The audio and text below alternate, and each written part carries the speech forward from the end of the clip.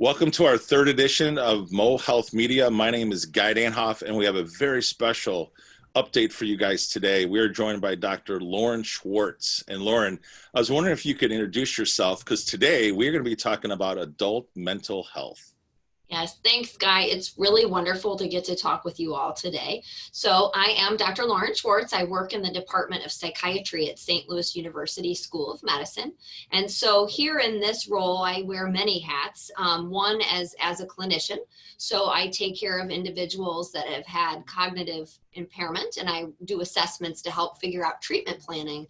But I'm trained as a clinical psychologist, and that uniquely has sort of situated me to take a role in the School of Medicine as the Assistant Dean of Student Affairs. And in that role, I am very much in charge of maintaining social, emotional well-being for our medical students. So I do research, I teach, and I also do clinical work.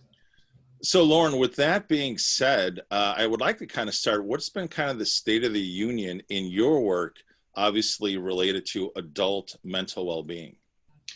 I think that all of us, even individuals that have not experienced things like anxiety and depression in the past, are experiencing emotions that we have probably not, some of us, ever experienced before. And as you can imagine, individuals that maybe struggled with those kinds of things before COVID, this has really come to a head for them and become very pronounced, because all of us have experienced a great deal of social isolation. And we know when we're struggling with mental health concerns that social isolation can really be an exacerbating factor. So I would say across the board, a lot of us are dealing with an elevated baseline of just overall distress, that life is so profoundly different right now. And we're experiencing things that we never thought we would.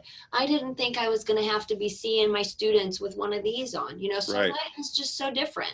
From an actual science statistics standpoint, what I will tell you is that the research is showing us that in folks that, let's just take one age bracket, 18 to the early 30s, typically will report symptoms of depression and anxiety around 8%, around that number. Right now, if you look at the data, it's upwards of over 30%. So we're seeing an almost 3 to 4 time increase in folks experiencing distress.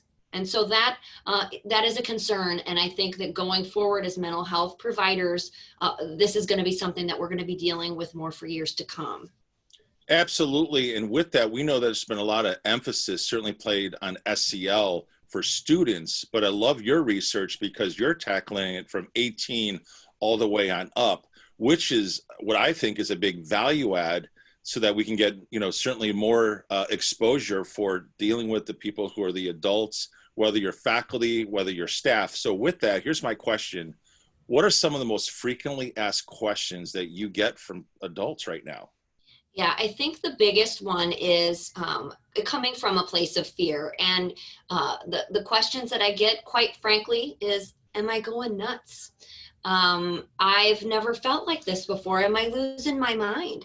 I'm afraid to go out of my house. I'm afraid to go to the grocery store. So being very afraid to do things that we thought were very mundane. So that's a lot of like the frequently asked thing. Like, am I losing my mind here? Right. So people really afraid that what they're experiencing is not normal, and really trying to normalize a wildly unnormal situation is what I'm struggling with folks the most, I think. So Lauren, with that, one of the things that I know that you've partnered with Missouri Healthy Schools in doing is you're going to be coming up with a brand new resource. It's going to basically be 6-part. And why don't you kind of tell us a little bit about this new upcoming resource that you're going to be doing with us over, say, the next 6 months? Absolutely. So I think what's really important to recognize is that when we're targeting wellness programming, or whatever buzzword you want to talk about, mental health, is that it's important that you target the audience that you're talking to. Because, the lectures that I give the first year med students, for example, are wildly different than the support groups that I ran for our administrative staff during COVID. And so really what we're going to be doing, the series is going to be targeted at specific audiences. So one thing is going to be talking to administrators about how do we keep our faculty and staff healthy? How do I, as an administrator, know, gosh, Mrs. Jones is looking not like herself. How do I approach a conversation about that? And what kind of resources can I potentially extend to my faculty and staff? So that will be one of the talks that we will be giving. And then one specifically directed at faculty and staff to talk about, how do I know when I'm unwell? How do I know when my coworkers are unwell, and how do we manage all this? And providing tips for maintaining our sanity, essentially. And then after those sort of two broad stroke kinds of talks, what I really want to target in is what I found very successful with staff here at the medical center is having topical discussions. Mm-hmm. One, sleep. Everyone's sleep, especially during quarantine, had gotten really out of whack. So I want to talk about sleep hygiene. We're going to talk about, how do I relax? So what kinds of relaxation techniques can we use to kind of quiet that wild mental chatter that we're experiencing right now? We also want to focus specifically on what are signs of mental health concerns, because I think some of us have the idea that we know what depression looks like, but maybe we don't 100% have an accurate picture of it. So what are the warning signs of mental health concerns will be another one. And then I would really like to talk about, how do we exist in a virtual world and deal with quarantine? I don't mean to be a doomsdayer, but it is possible that we may have to go back into quarantine again before this is all done. And so let's talk about coping ahead and how can we deal with quarantine again if we need to do that. And some folks are still working from home and really do feel like that is still a quarantine for them. So really, like I said, general administrative talk and staff talk, followed by then specific topical areas that we can talk about. And within those topical areas, what I found most successful is starting off with maybe 15 minutes of me providing kind of lecture-y kind of material, right? Having that recorded, and then shutting off the record button. Yeah. So that we can really have a safe space for everybody to have an open dialogue and ask me questions, talk to each other, because sometimes the best ideas come from one another. Right. I have had great interactions with staff. I did these monthly during quarantine, and the topics that we talked about were all over the place, from, Lauren, how do I learn how to meditate? How do I get a yoga on Zoom? To my 4-year-old has had developmental regression and is no longer sleeping. What in the heck do I do? Right. I mean, and I'm open to having those conversations, but we probably want those to be more private. So that's how we're going to run those. Lauren, that's very exciting. And guys, you just stay tuned. We'll be providing those updates as they become available. We'll be putting out that schedule very soon. And with that, Lauren, to kind of wrap up, our short broadcast is, could you maybe point us to some resources that would be very helpful for people, like even right now? Absolutely. So there's two that I want to share. Guy, if you could pull those up on your screen, I would greatly appreciate it. So one of these is put together by the American Psychological Association, otherwise known as the APA. And they have information related to mental health. And as you can see on the right side of the screen there, there's so many different topics there with literature and information. They also have information about how to get telehealth mental health treatment, and then stuff related to COVID that you might not even think about, like stress for our farmers during COVID. I mean, so really just a great breadth of topics on the American Psychological Association website. The other one that I want to share with you, actually, wait, I got ahead of myself. Go back to the APA one. You can also use this to find providers for psychotherapeutic services. So there's a search engine where you can put your zip code in to find a therapist in your area. So that's also really nice.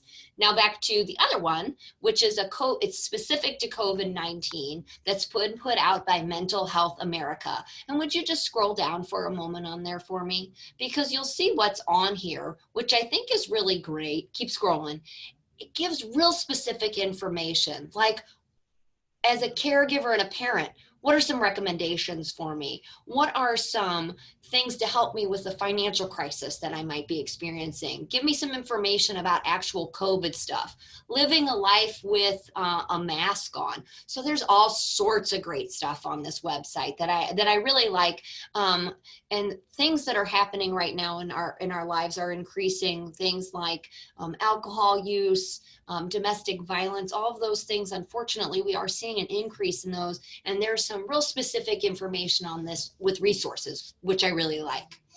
So that's those are the two ones that I would recommend for now, because they're easy access and they're solid. They're good resources.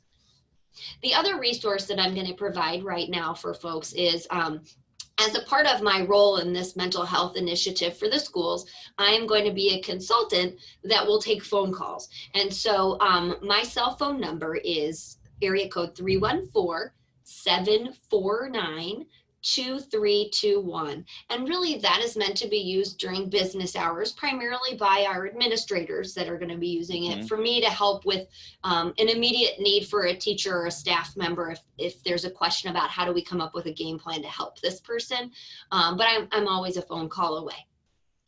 Lauren, all I can say is we just want to thank you so much for stepping up in this role. This is obviously a huge need. It's very timely, and it is so value added at a time right now when there's a lot of people stressing out. And I know that I found it fascinating from some of the background that you were giving me from last Friday's meeting.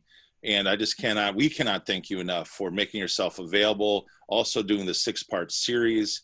And this is going to be a really, really great thing for the state of Missouri. And we just want to say thank you for taking the time today to join us and share about all these cool things. I appreciate it. And just to be quite frank, I love helping others and giving others, even if I give a small piece of advice that makes someone's day just a little bit easier to bear, that's a huge win for me. So all this kind of stuff feeds my soul. So I appreciate the opportunity to get to share this space with all of you. Absolutely. Well, just want to say thank you again, Dr. Schwarz. For Lauren Schwarz, I am Guy Danhoff. We want to thank you for watching right here on Mo Health Media. We'll see you next week at noon as well. Thank you. Be safe and well. Thank you.